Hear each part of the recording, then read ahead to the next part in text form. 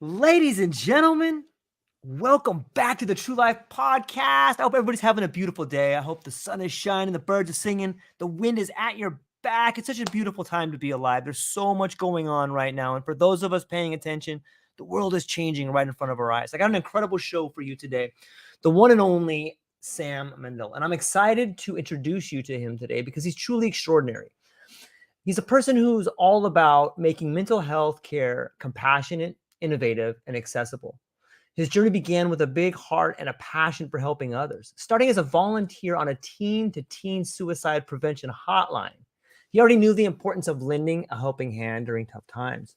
Today, Sam wears multiple hats as the co-founder and CEO of Ketamine Clinics Los Angeles, KCLA. He's like the conductor of a symphony, ensuring that KCLA not only excels, but does so with a strong ethical compass. He's not just about business, he's about doing what's right. He knows that mental health is often misunderstood, and he's on a mission to change that. He believes that society has a moral duty to break down the stigma around mental health, and he's leading by example. Innovation is his middle name. Sam brings cutting-edge technology and therapies into the mix, always keeping the moral side of things front and center. But what truly sets him apart is his dedication to making mental health care fair and inclusive. He's all about ensuring that everyone, especially those who've been underserved, gets the help they need. It's all part of his mission to do right by people. So, ladies and gentlemen, get ready for an engaging chat as we dive into the world of Sam Mandel, a mental health advocate with a big heart, a knack for innovation, and a whole lot of approachability. Sam, thank you so much for being here today. How's your day going so far? It's good, and thank you for having me, George. And that was quite a wonderfully generous introduction, and I really appreciate that. And thank you for that. Yeah, well, it's true. Briefly, you and I were speaking before we went live about what a transformative time it is. And it sounds to me, some of the things you're doing echo the transformation that happened in your life. Maybe you can give us a little bit of a background, how we go from the teen site to mental health to where you are today. Yeah, I have quite an eclectic background. I did volunteer for Teen Line when I was 12 years old, which is a teen-to-teen suicide prevention line. And a couple days a week after school, I would take calls from kids in crisis. And that was my first, I guess, more formal exposure to working around mental health and supporting people in crisis. I found it really gratifying. And I was, from a young age, the one in my friend group who people went to when they, needed to talk about things that they didn't really feel like they could talk with adults or other kids about, more, deeper conversations, heavier material. I just always felt more comfortable in that realm than most people. And still today, I prefer that to small talk. I can talk to somebody about their really dark demons and what's really going on for them. In a way that I think it's just, it doesn't scare me. And some people get really awkward or uncomfortable in those conversations. They don't know what to do or how to support people. And I'm always learning every day how I can be better in managing my own mental health and how I can be better in supporting those around me. And it is something that I feel I'm good at and I'm passionate about.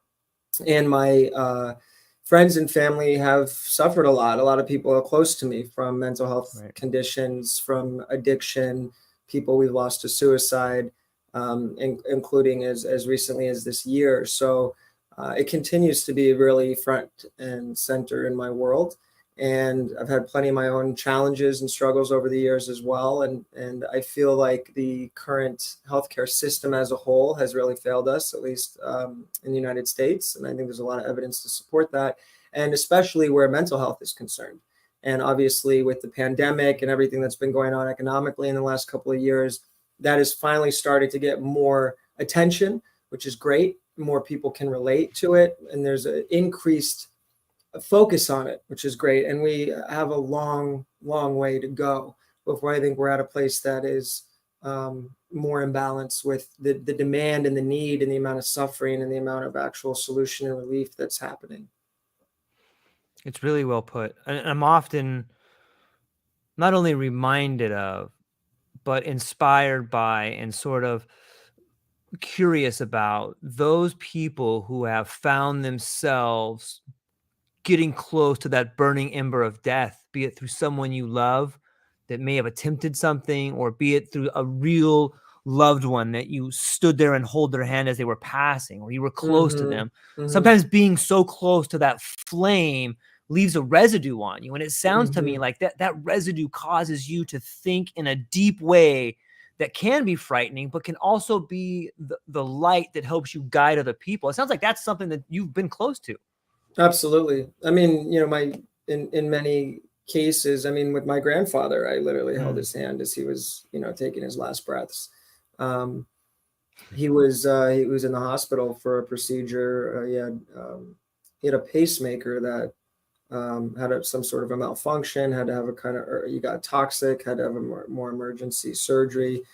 He was 92. It was a hard surgery on him. He didn't really fully recover from that. And after a couple of days in the hospital, trying to kind of bring him back, it became very clear to me. I was alone with him in the hospital, and I called my family and I said, we got to get him home, because his wishes were to pass it in his home. And I could just tell it was imminent. And got him in an ambulance that same day, took him home, kind of transitioned him into hospice and sat with him, and people, said their goodbyes and spent some time with him. And when everyone left, I stayed with him, and he passed that early that morning. And it's, death is tough. It's hard. Loss is hard. Grief is hard. It's a part of life that a lot of us don't like to look at or have to experience. Yeah. It's,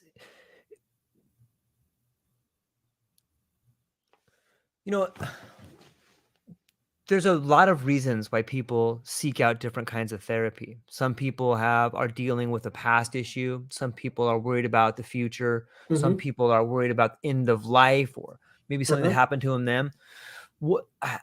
It seems to me there's probably a myriad of different people that are coming and seeking some of the treatment you're providing. Is that accurate? Oh, absolutely. Yeah, with what you're talking about, there's a quote I love that's pretty popular that,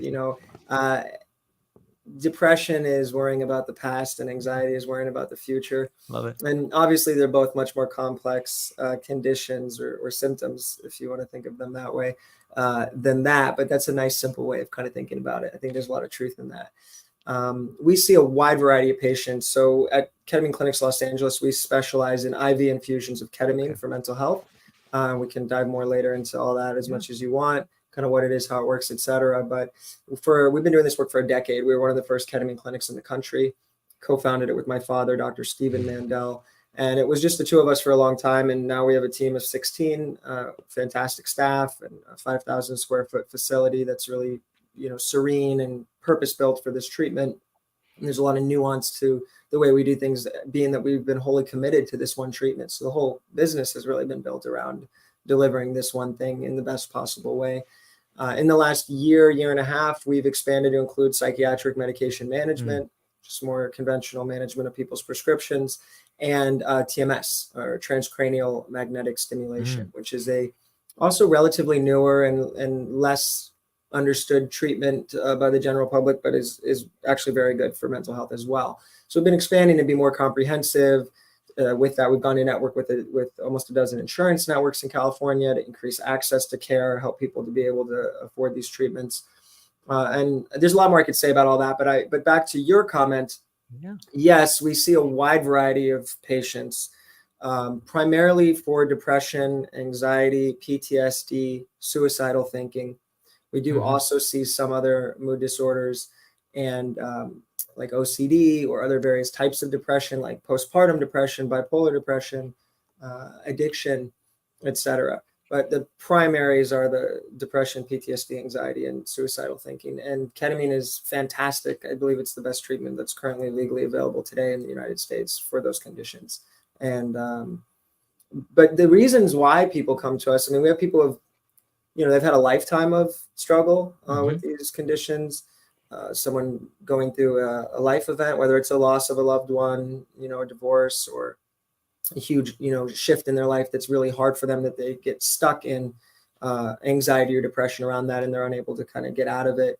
When that type of thing, it's obviously quite normal and natural and healthy to have, emotional challenges around big and difficult life events. And when those challenges start to persist for 4, 6, 8 weeks and onward, and they're really disruptive to your life, and you're not getting past them, that's when it's time to start to think about reaching out for help. not to say that you can't reach out for help on the very first day. And I think asking for help is great, and getting support from friends and family, and, really digging into your wellness and your routine to help support you through a challenging time is great. And when it's persisting and the things you're trying to do aren't really working for you, then when I say ask for help, I'm really meaning like professional help. It's a time to start to think about, am I in need of more, whether that be therapy, medication, ketamine infusions, or something else. Definitely. It's such an interesting topic, and it seems to me that we're presented with so many avenues of changing the way we can model reality these days. I'm curious, maybe you can tell me what it looks like. Is there talk therapy and integration that comes with the ketamine therapy? Are there psychologists, or what is like a full treatment if somebody comes in, say, for PTSD? Do you sit down and talk with them with your team first and figure out what it is? Maybe you can give me a rundown of what it looks like for a new patient. Yeah, there's a lot of different models and approaches Right. within this field of different ways of using ketamine, different routes of administration, Right. whether that be intravenous or IV or intramuscular injections, which is IM, sublingual lozenges Right. that dissolve under the tongue. There's a lot of companies now that are selling it through the internet for home use, unsupervised. Don't recommend that. Don't think it's particularly, safe or effective for, most of the time. There's some risks there. We specialize in IV because that's what 90+% of the research is on. And we have the in-clinic model where you're supervised the entire time and you're safe, and we can, monitor you. And we have a really wonderful, diverse team of clinicians. So we have 2 in-house psychiatrists. We have a psychiatric nurse practitioner. We have a physician assistant. We have a team of 4 RNs, registered nurses. And then we have an entire admin team as well to support them. And then, of course, my father is an anesthesiologist, and he has a master's degree in psychology. We have a really diverse and large team to give people individualized attention and for them to benefit from the knowledge and experience of multiple skill sets. That's pretty unusual in this field and in any healthcare system, quite frankly. But within this field especially, it's often one doctor and maybe an assistant who are providing treatments. So we have this collaborative care model, and we feel like that's a big part of why we get better results.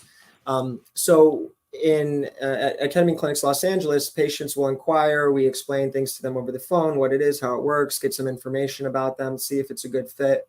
Then they have a consultation with a provider, or usually over the phone, to go a little more in depth into their treatment history. That provider will also have one with their other treating physician if they're currently seeing a psychiatrist or a therapist, or even just their internist, because actually the majority of antidepressant medication prescriptions are actually written by internists. And so, a lot of people are prescribed medicines that way. So we'll verify what they've shared with us and get a little more background on the patient, sometimes review their medical records from their current or former providers.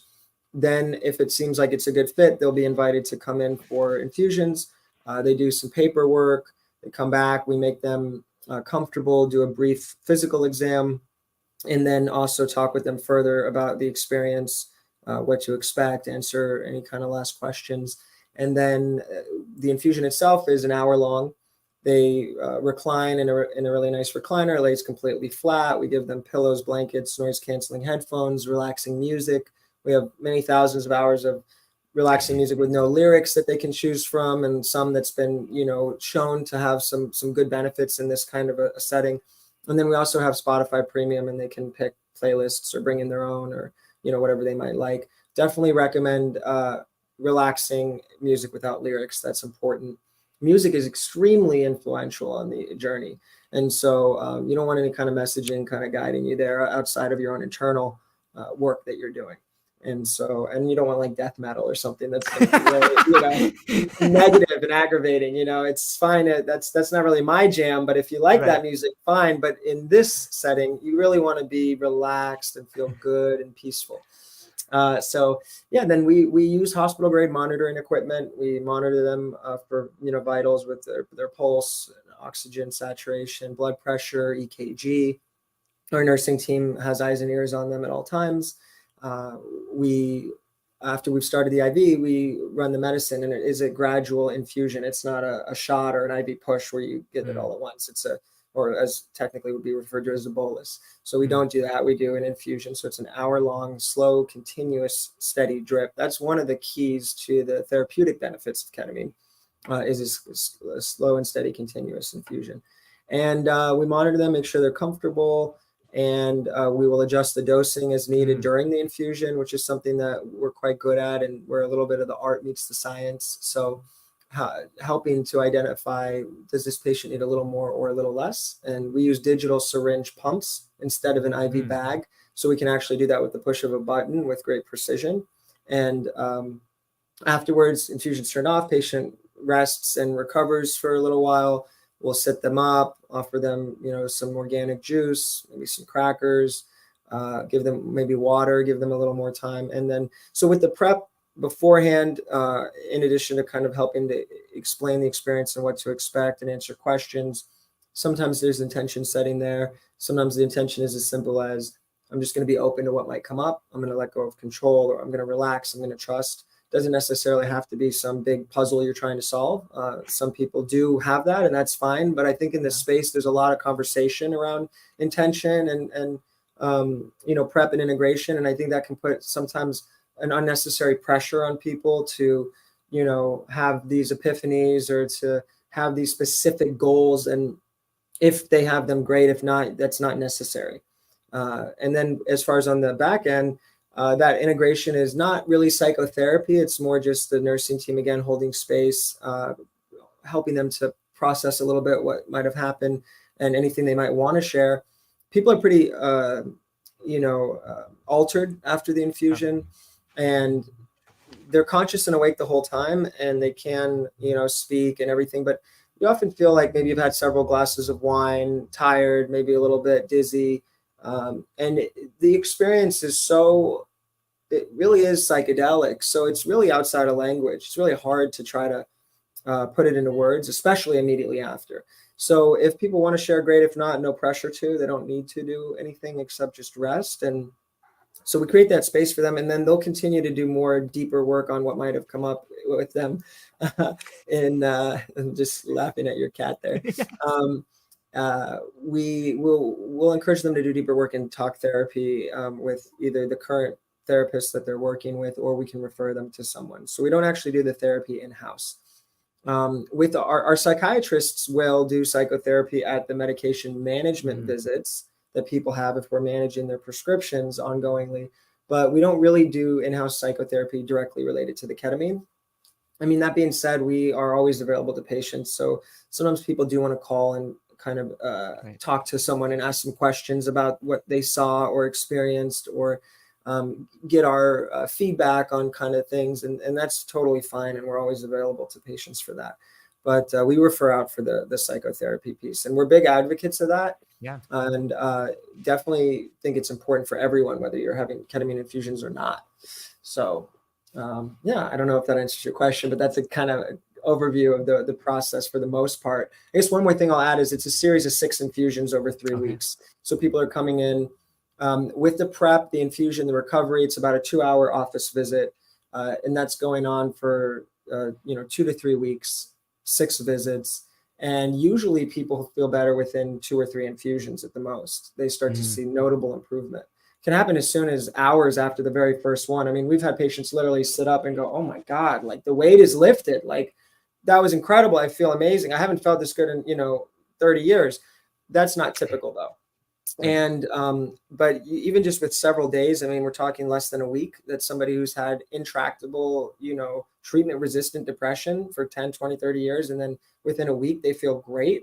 It's really incredible. I mean, we have an 83% success rate, and we've been doing this for a decade. That's remarkably high, especially among a treatment resistant population. And most of our patients qualify. They meet that criteria as treatment resistant. And it's just the transformation that the treatment can provide for people is just like nothing we've ever seen before. Yeah, it's truly transformative. I've read some interesting articles that talk about the release of BDNF and all these particular types of things that are happening inside the brain. But on another level, no one's really quite sure what the mechanism of action is in there. It's kind of a fascinating thing to think about, right?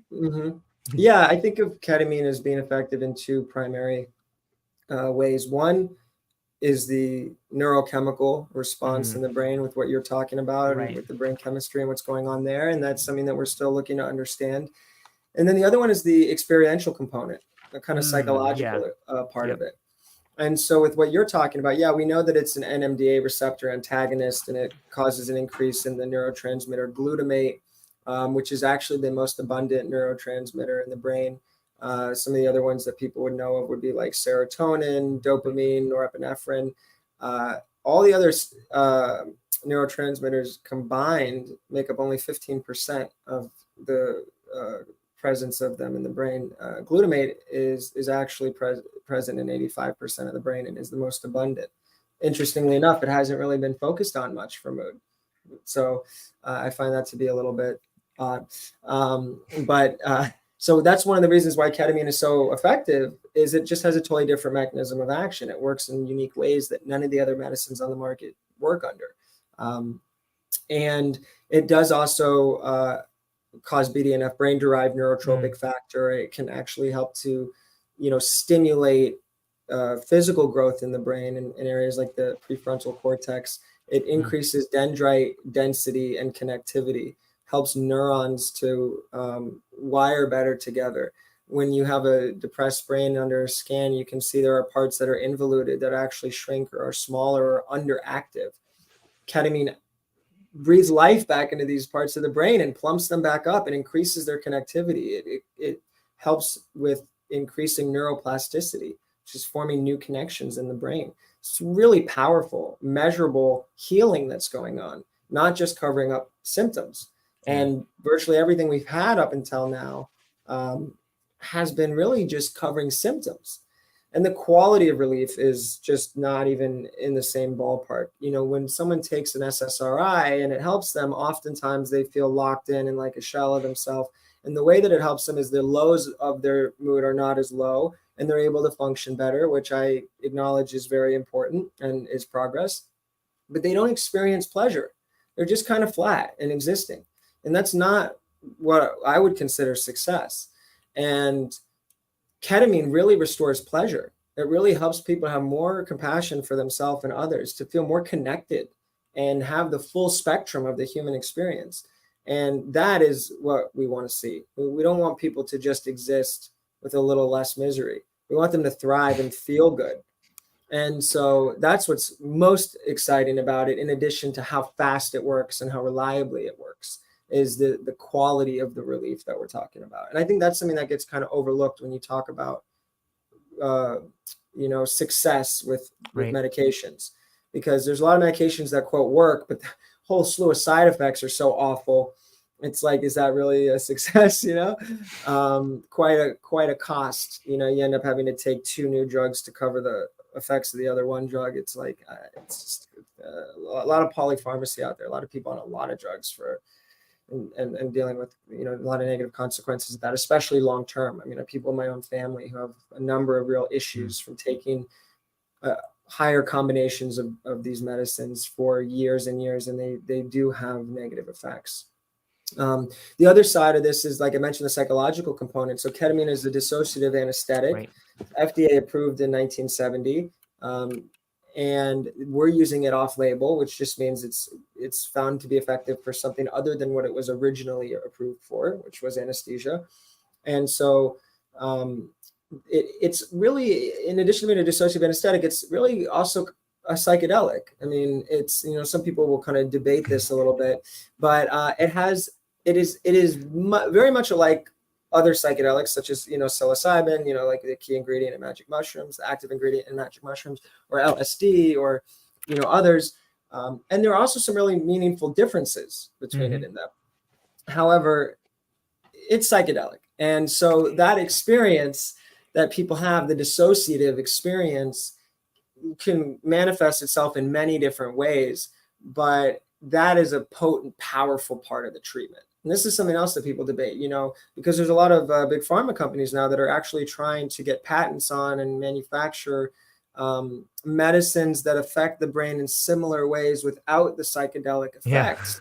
And I think that's a little bit silly. There's a class of people out there that view these as negative side effects that should be gotten rid of, or that are inhibiting a more commercially viable model.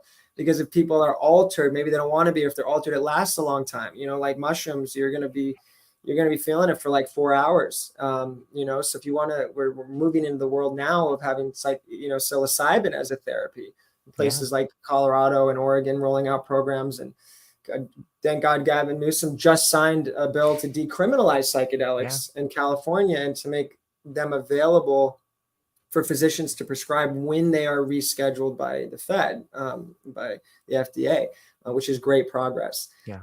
But I feel like I'm kind of getting off on a tangent here. But the point that I wanted to make is simply that the experience that people have during the infusion, we see as hugely valuable for them therapeutically, because what they're able to do is work through past trauma that they've suppressed or that they couldn't think about without being too emotionally triggered by it. And it allows them to get a new perspective on that trauma.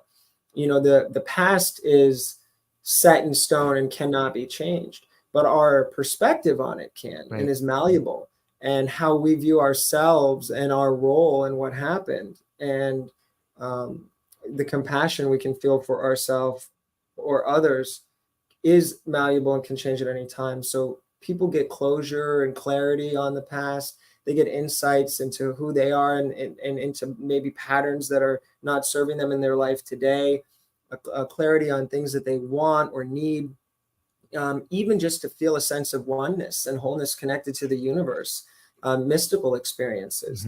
People, seeing or interacting on a spiritual realm with what they perceive to be God, or even just being in a deep meditative state where you feel utter peace and just contentment. Very healing for people to have that experience.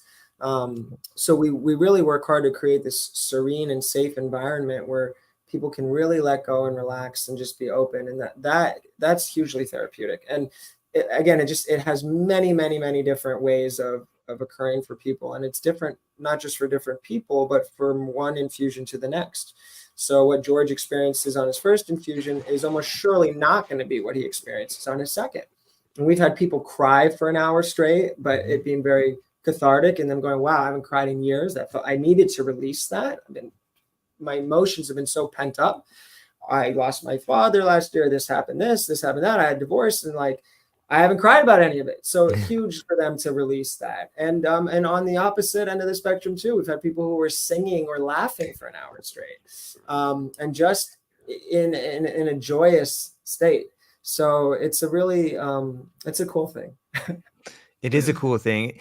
When we speak about patterns and language and people begin in perspectives and disassociative, in some weird way, that all comes together for people to thoroughly understand what's happening. And I think most people that have found themselves in that heightened state of awareness, be it through ketamine or psilocybin or maybe even breath work, what an incredible moment it is when you can perceive a traumatic event that happened to you in a third person perspective in your own mind.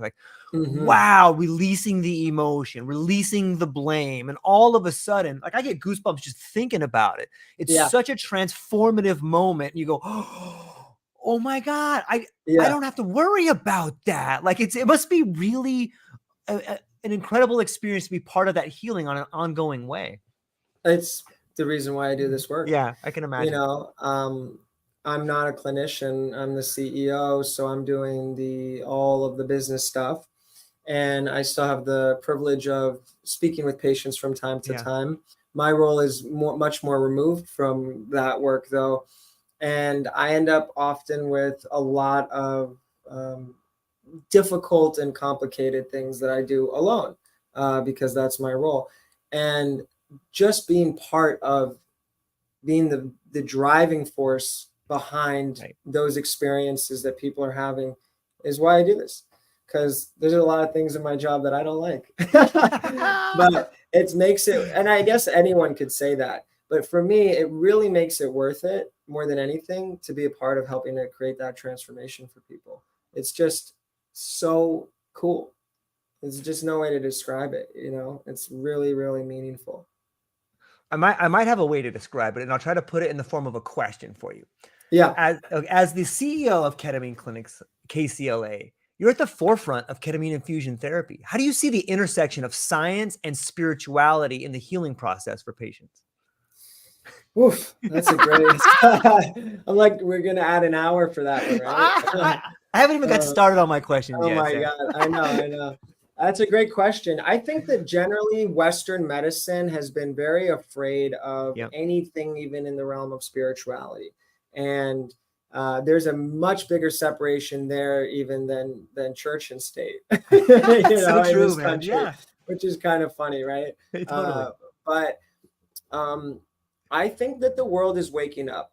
I think that people are starting to realize that we've neglected our emotional and spiritual wellness in ways that are manifesting into mental and physical illness, and that diseases are coming from a dis-ease that people have with the world and life, and that the way we're living is not in harmony with ourselves and the planet in ways that we cannot continue to ignore, whether that's climate change or the suicide rate going up over 20% over the last 20 years, or the amount of addiction and just all the things that have been going on in the world, in today's world. And so I think people are definitely waking up to the fact that we need to have more of an emphasis on a more holistic model to our health and wellness and the planet. And definitely with that comes spirituality.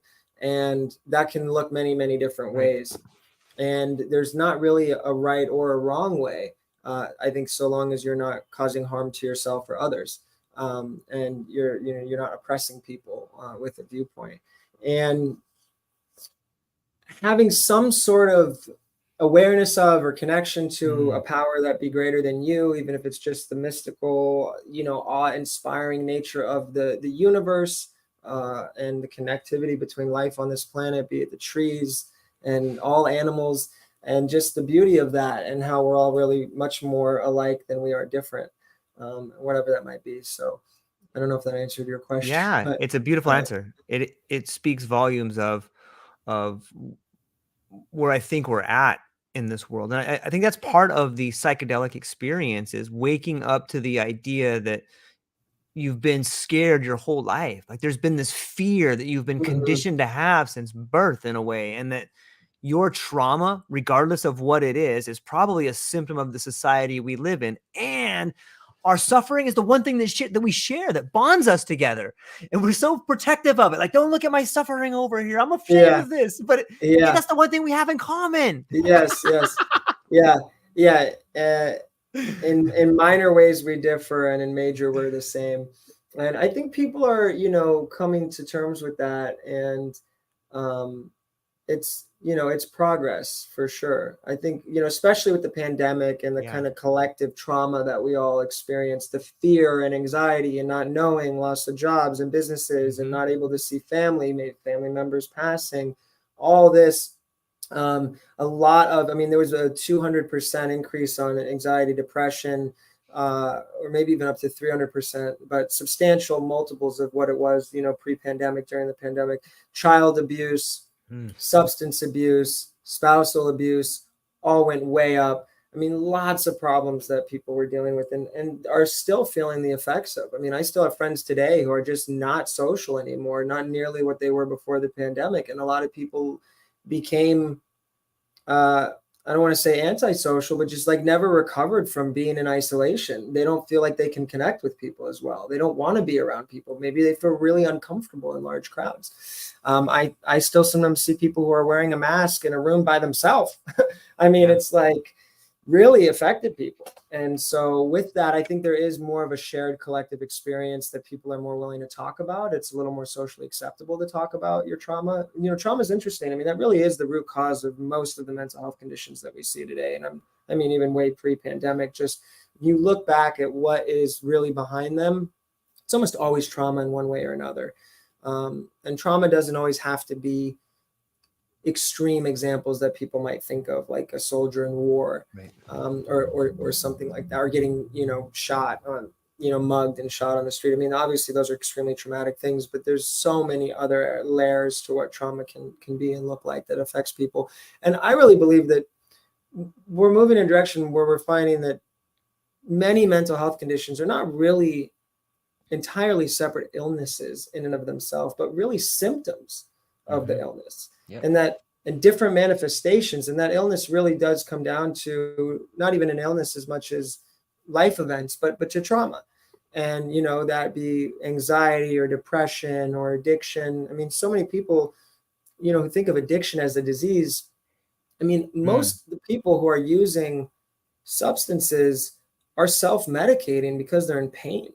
So I see you have to go a little further back to it's the anxiety that's intolerable, that they have to pick up the bottle or take the pills or smoke the joint or whatever they're doing to try to live through that. Or it's the depression that's just so painful that they want to numb that out and don't want to feel it. It's not that they have some weird brain that's different from other people's. And even with anxiety and depression, are those really the illnesses, or those learned behaviors and symptoms of former stuff? A lot of it going back to childhood. Yeah. In some ways, you could even break it down to stories they tell themselves for over periods of years. Language, that this internal dialogue that has become a groove in your brain that became a story. It was a word that became a thought, that became a story, that became a pattern, that became a habit, and now you're living that thing. But this gets back to part of your personality. It's who you are. We are our language. The words you use explain who you are.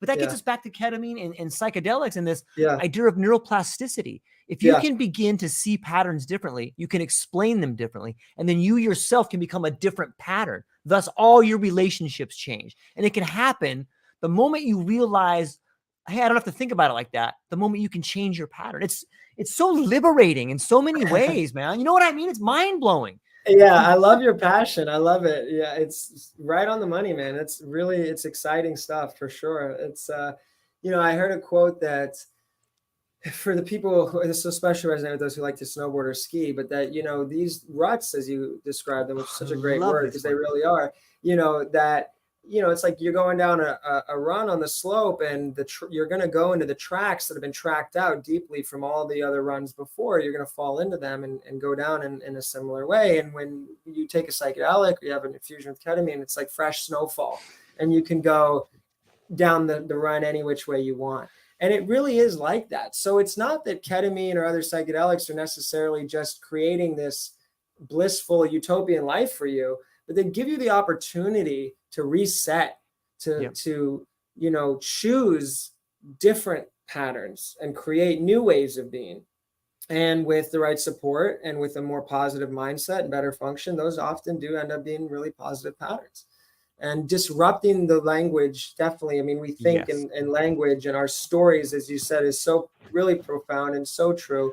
And there's really very little out there that's affecting us in reality.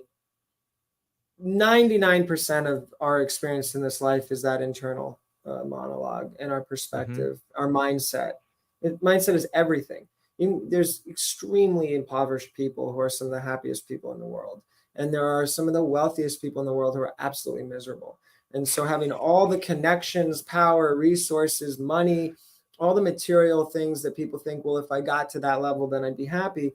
The reality is that's just not true. I think and hope people are realizing that more today as well. Because we have a lot of really successful, we have celebrity patients and very, very wealthy patients. And a lot of these people are absolutely miserable. And, it's just what it is. And the only thing is the mindset. And I've experienced this quite profoundly in my own life. And coming to terms with that, is really empowering, because then you realize, when you see more that your outer world is merely a reflection of your inner world and you have control over your inner world, things start to show themselves in ways that are really beautiful for you. The same way you can go outside and see the vine creep up the palm tree and it knows to produce a fruit at a 47-degree angle on August 23rd at 3:37 p.m. So too does your life unfold in front of you if you just get out of the way. That's great. That's great. Yeah, absolutely. Absolutely. Uh, Well, yeah, it's funny. I think, so much of the time we want to try to manipulate and control and of force course. outcomes in our lives. And I think the more we focus on, being the magnet and Yeah, attracting love things it, into man. our life Yeah. that we want, trying to be our best self. I mean, another quote I heard recently that I love is, if you chase butterflies, they fly away. And if you build a beautiful garden, they will come to you. And I think most of us, self included, spend a lot of time running around trying to catch those butterflies, and getting Yes. real frustrated doing it, thinking, oh, if I Yep. just run a little faster, maybe if I get a bigger net, Mhm. maybe if I move a little more quietly, and all the reasons why you're going to be able to get that butterfly. But when you stop for a second, and this is really this inner work, right? And really being the best possible version of yourself that you can be, when you just make a beautiful garden and nurture it and relax and trust and build, you're going to have so many butterflies, you don't even know what to do with them all. Yeah. On some level, like we've been speaking about mental health and people coming to help traumatic events, but wouldn't this same methodology also apply to learning? Like when I see so many people like my age, I'm almost 50, and No there's so many. way. Yeah, man. You'd Yeah, be like 30, man. And you I got feel that. like it. I mean, you got the energy of a 15-year-old. My That's wife says I'm great. on the same maturity level as them, so Yeah, I got I that can going see for me. that. I can see that. But you ask better questions. Absolutely. Well, I And do a lot of psychedelics, so insightful things to say. Yeah. Well, that's probably why you look young and have even more energy. Yeah. thank you. But Yeah. I think it speaks to this idea, especially where we are right now. Like there's a real opportunity, and we see the world transforming so rapidly, but not just transforming, with the rate of change is also accelerating. Mhm. And so might this particular therapy not only be something we use for health, but optimization? Like it can really help you learn in ways that might not have been given to you before. I think you're much more receptive. In some ways, you may have the neuroplasticity of someone in their teenage years. So when I read a book now, after, if I do a psychedelic, I can tell that I am picking up information much more readily. And it seems that I have the ability to not only pick up that information, but to recycle it in my mind and then write it back down. So it seems as if my ability to learn is enhanced a few days afterwards, maybe a few months afterwards. I've seen some studies that say that.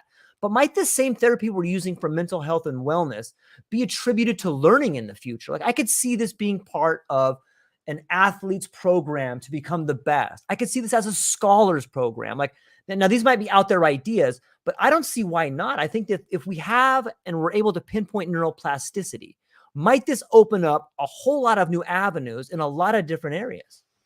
I think absolutely 100%. And I wish there was less stigma around Yes, ketamine thank you. as a drug that people do use on the streets, Special K. A lot of people know it as a horse or a cat tranquilizer because it's used in veterinary medicine, which it is, but it's a human anesthetic, FDA approved for humans. A lot of people don't realize that.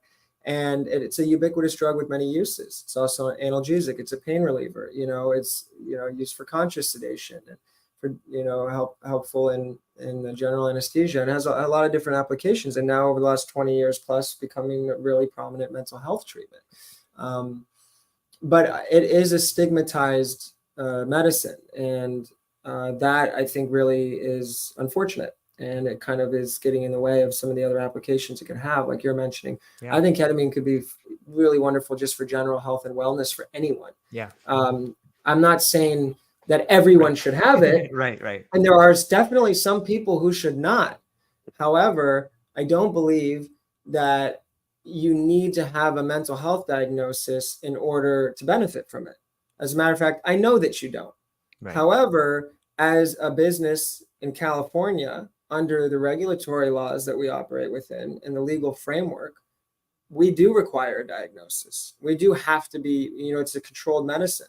We do have to be treating a confirmed condition and document it. And, doctors can't just give people drugs for any reason they want. They got to have a good reason to do it. And that is where we're at today. Right. My personal view, and that's how the business operates, but my personal views are definitely that there could be a future, and I hope sooner than later, where people can experience it for wellness, for learning, for athletic performance, for general maintenance in life, because this neuroplasticity is really profound for really any application in bettering yourself as a person and in reframing the way that you're approaching life, like we've been talking about, disrupting patterns.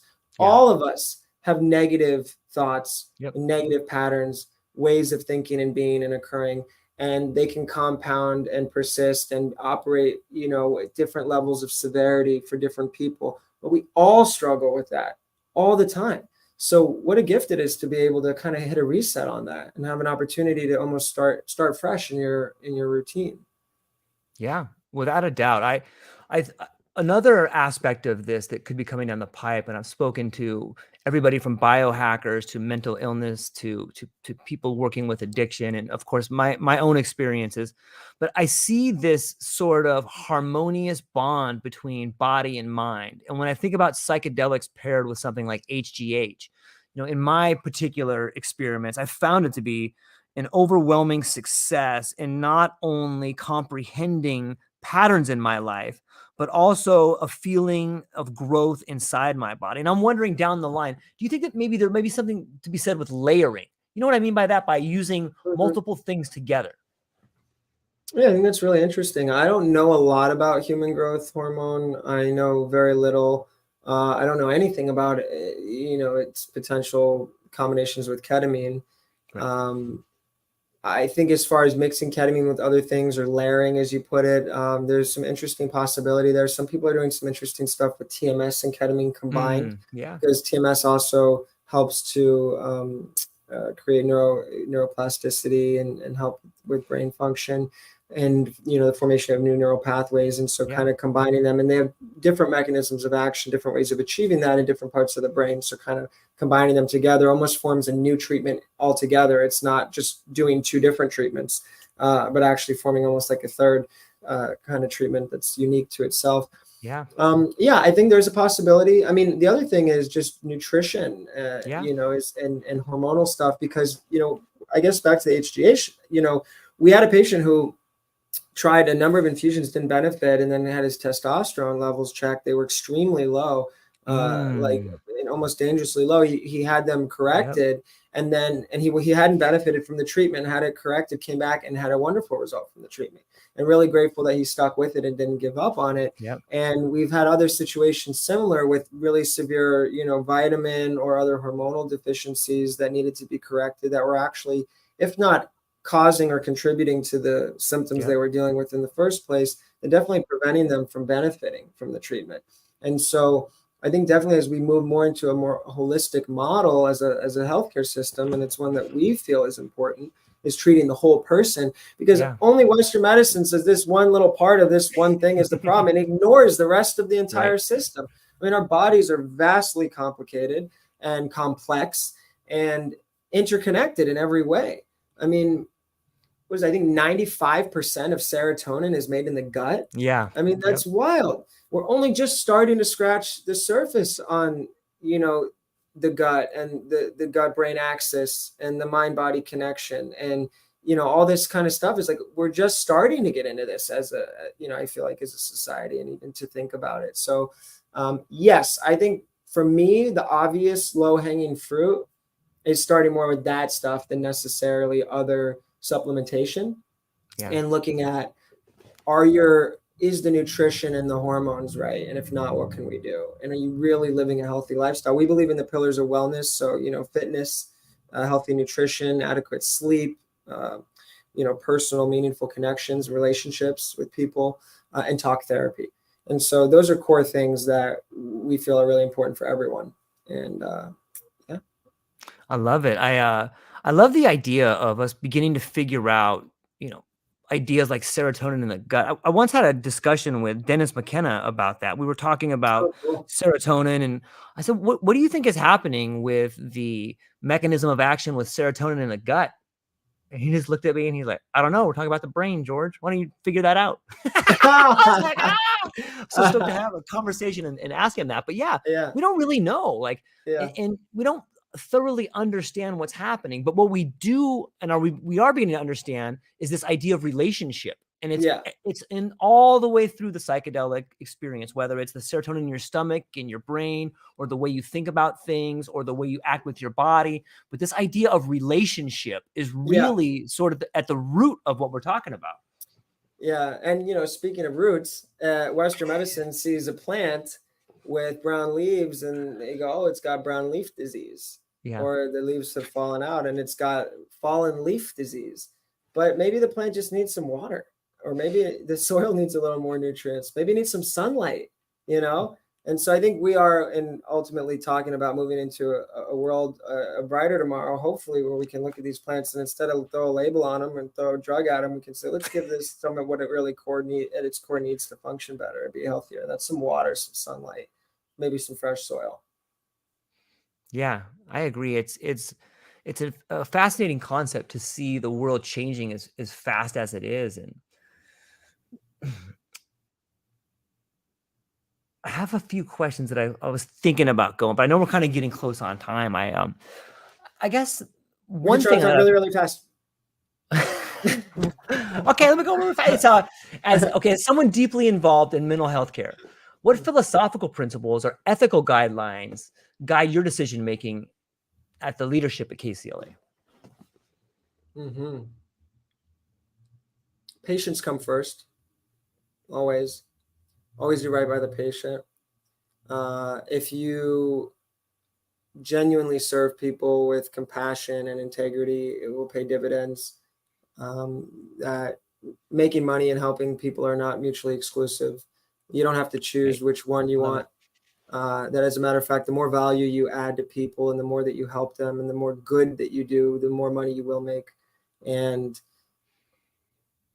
treating each person as a unique individual and finding what it is that they really need in order to feel cared for. Also, the power of that and of the therapeutic relationship and how much of it is sadly absent in our healthcare system in the United States today. That just showing people that you genuinely care about them and you want to help them and you're going to do everything that you can to help them without making promises is healing in and of itself. And for a lot of our patients, it's the first time that they've really felt heard or cared for or understood. Outside of the really fantastic results that the treatment is providing, just that is like a treatment on its own. And so really passionate about that. And the set and the setting. So helping to prepare people's mindset for the experience, which is, classic, essential pair in any psychedelics, right? Your mindset and then your setting before you do it. But yeah, we create a really beautiful and serene environment and just have a wonderful team and really just make an experience for people that is peaceful and full of genuine just love, quite frankly, and compassion for them. That's really what guides everything that we do.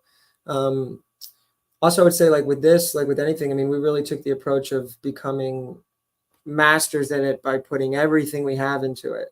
And I think there's a lot to be said for being a little obsessive about one thing, as opposed to just doing lots of things decently.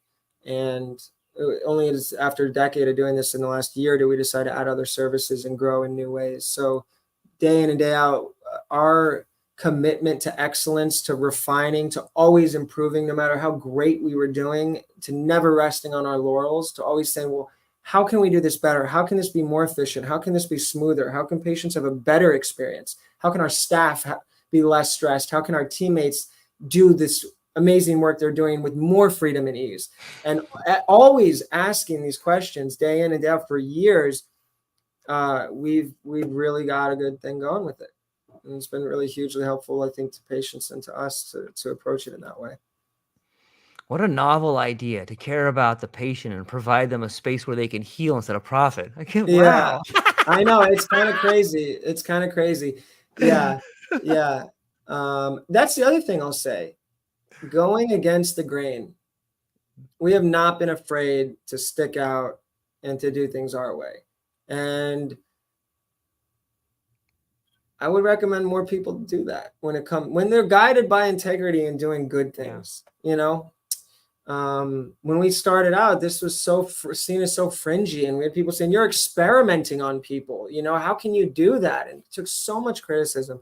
And now the treatment is much, much more mainstream, though it's still a lot of misinformation, a lot of ignorance. A lot of people still don't know about it.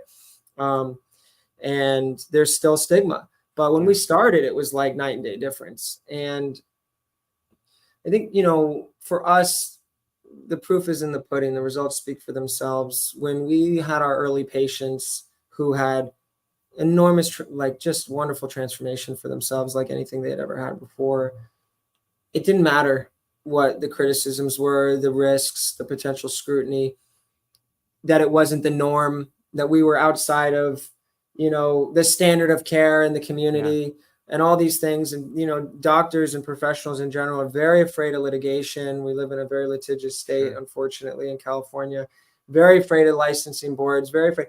I'm not saying you should do things that are outside of the law. We never did, and we don't, but really pushing things to the edge, of the limits based on moving the field forward.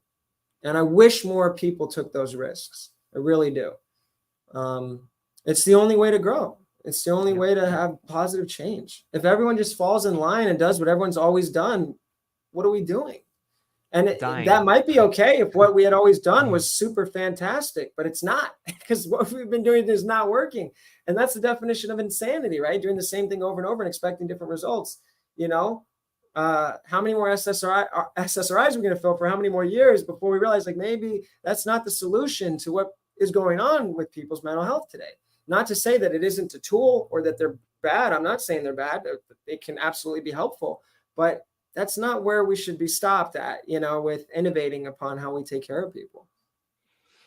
Those are all really well said and beautiful points. And I'm so thankful that you put it that way, because I think that on some levels, it just speaks to overcoming fear. But you know what else I think that you guys are doing that no one else is doing is you have found a way to measure the subjective results of success that people have been pushing away for years. The warm flowing tears of the mother who gets to see their child again relive their life. That is success beyond measure. But hey, I can't, it's non-Euclidean space, so I can't put that in the lab. Yeah. You know what I mean? You guys are at the forefront of measuring success in a way that other people can't. And by doing that, by sticking your neck out and doing that, you're paving the way, because those results matter. That is the human component to success. And too many people have pushed that away for too long. You guys are pioneering that, man. I love that. Thank you for doing that. Well, thank you so much for the acknowledgement. Yeah, definitely. Yeah. It's a great point. We haven't been afraid to have those measures that are outside of the traditional measures, and even things that are not so measurable or harder to quantify or aren't quantifiable. I had someone ask this to me recently, because we use standard mood assessments. We use the Beck-2, the Madras, PHQ-9, GAD-7. I mean, these are all assessments that measure people's mood. We put numbers on a graph. We can see up, down, etc. We like data. We like science. And it's not the whole world and everything, in between. There are some things that are outside of that, right? And so I was actually explaining to someone these assessments, and I said, and also we use some qualitative assessments and as well. And, that's not the only thing. And they're like, well, what do you mean? And I was like, well, the results that patients have in their lives. And like, well, what do you mean? How can you measure that?